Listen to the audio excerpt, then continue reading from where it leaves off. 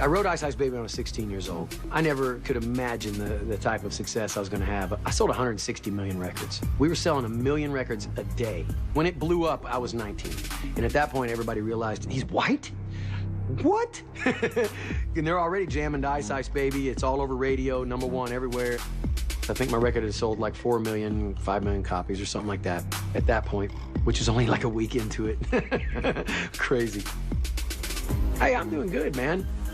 So I'm going to Benihana's for dinner, and I sit down, I order, and then before the food gets there, we had our appetizers there. This big guy walks up, he says, hey, I'm Suge Knight. He says, let me talk to you for a minute. Ice, if you got a second, let me just talk to you. I says, okay, yeah. He starts eating some of my fries or whatever I'm eating there. Yeah, okay, all right, I can order more, no big deal. He didn't give me an explanation or anything at that point. He just says, hi, I'm Suge Knight, and I'm just nice to know you. So I didn't even think much from it other than that was, you know, why would somebody come in and sit down and say hello to me just to introduce themselves? A little time had passed, maybe 3 weeks to a month. I go back, I check into a hotel in LA, somewhere close to the Beverly Center there. I'm with my DJ, Earthquake, and 2 bodyguards. I walk in the room, pull the key out, and I look in there, and Suge's already in the room with about 5 other guys. And I'm like, whoa. And he goes, hey, don't be alarmed, come on in. Suge did tell my bodyguards to shut the F up and just stand over in the back. Did I see guns? Yes, many of them. Suge just says, you know, Rob, me and you, let's go to the balcony and talk. And he brings a stack of papers, about 300 papers thick. The story that has been told is that I was hung over a balcony, which has never happened. He didn't hang me over the balcony. He took me to the balcony to talk to me.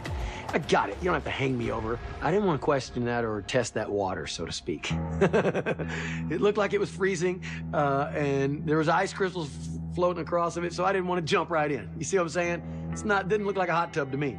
So I signed the pieces of paper there, and it allowed him to have a few points on the record to the extreme, which turned out to be worth millions of dollars. I didn't know. I'm young. I'm 19, you know. Then I start thinking back on things and going, so that was all about the money for Suge, okay. And then I saw the Chronic record pop up and Tupac and all this, and I knew the funding came from my record. So I'm happy to invest in that. Even with no return on my money, I have a story to tell that I've invested in some of the greatest hip-hop of all time. And I figured this is the price I gotta pay to just be a part of something that's elite in the rap industry.